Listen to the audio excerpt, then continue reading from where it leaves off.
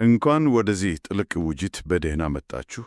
ዛሬ ትኩረታችን የሰው መልክ ያላቸው ሮቦቶች ሂውማኖይድ ሮቦቶች ናቸው።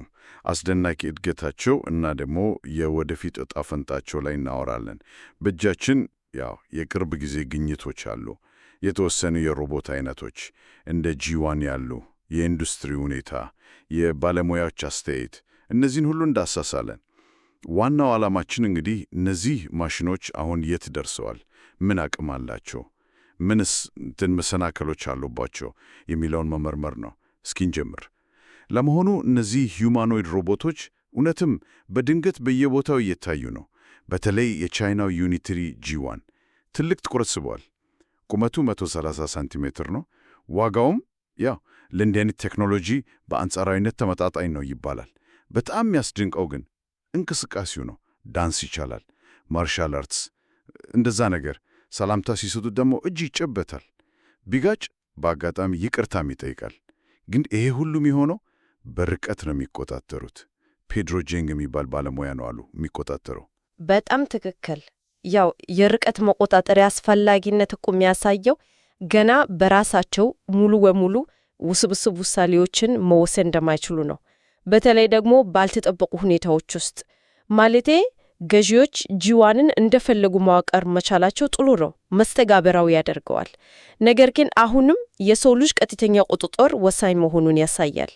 ይህ ደግሞ ለብልህ ሮቦት ጽንሰ ሐሳብ ትልቅ ገደብ ነው። ገባኝ። ያ ማለት ብዙ ኩምፓኒያዎች ወደዚህ መስክ እየገቡ ቢሆንም ጥቅማቸውም ግልጽ ነው አይደል? እረፍት አይሉም፣ የደሞዝ ጭማሪ አይጠይቁም። ግን ገና ብዙ ይቀራቸዋል ማለት ነው። ምን አይነት ተግዳሮቶች ናቸው ዋና ዋናዎቹ?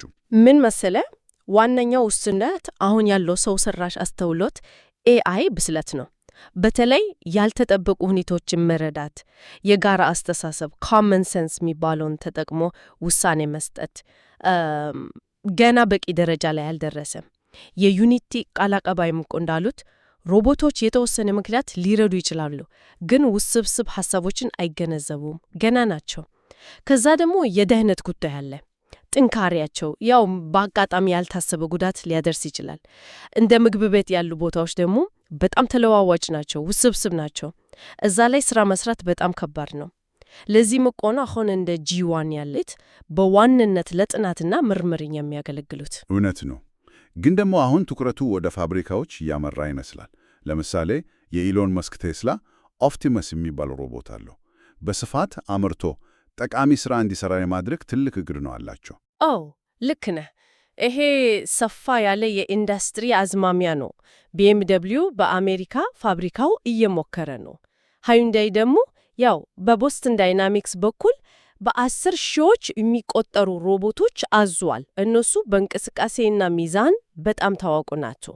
የኤስቲአይኪው መስራች ቶማስ አንደርሰን እንደሚሉት ወደ 49 ኩምፓኒዎች እግርና እጅ ያላቸውን እየሰሩ ነው።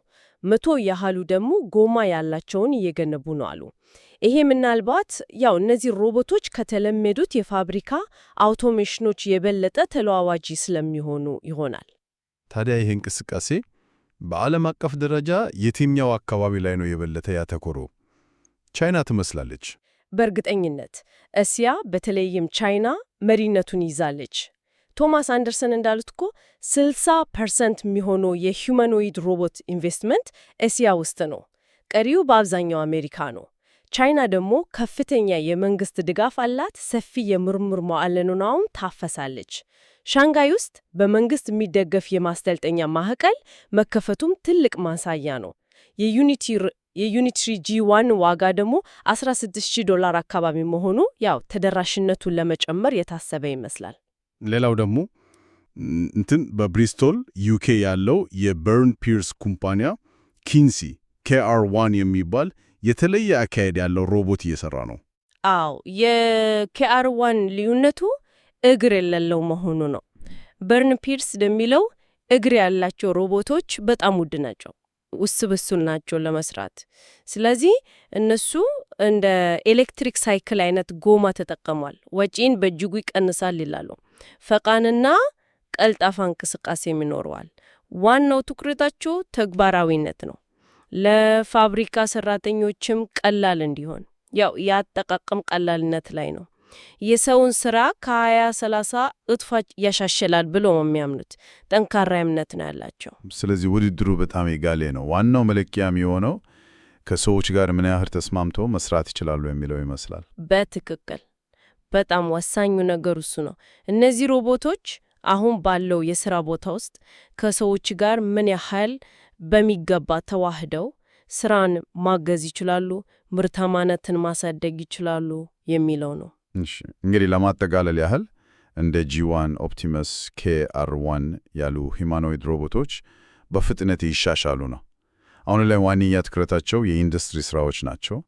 ኤዥያ በተለይ ቻይና በአመራረትና ኢንቨስትመንት ግንባር ቀደም እንደሆነች አይተናል። አሁንም ያው የሰው ሰራሽ አስተውሎት ብስለትና የደህንነት ስጋቶች አሁንም ትልቅ ተግዳሮች ናቸው። እውነት ነው። ግን ደግሞ ይህ ቴክኖሎጂ ከፋብሪካዎች ባሻገር የመሄድ ትልቅ አቅም አለው። የኪንሲው በርን ፒርስ እኮ ምናልባት በ10 ወይም 15 ዓመት ውስጥ ሮቦቶች በየቤታችን ገብተው የዕለት ተዕለት ስራዎችን ሊያግዙን ይችላሉ የሚል የረጅም ጊዜ ህልም አለው። በጣም የሚገርም ነው። እንግዲያውስ እንደ መደምደሚያ አንድ ጥያቄና አንሳ። እነዚህ ሮቦቶች የተበለጠ አቅም እያገኙ በሥራ ቦታዎቻችን የተዋሃዱ ሲመጡ እኛ ሰውስ ከእነሱ ጋር ውጤታማ ለመሆን ለመስራት፣ ለመላመድ ምን አይነት አዲስ ክህሎቶች ማዳበር ወይም ማሻሻል ያስፈልገን ይሆን? ይሄ ለወደፊቱ ልናስበት የሚገባ ወሳኝ ነጥብ ይመስለኛል።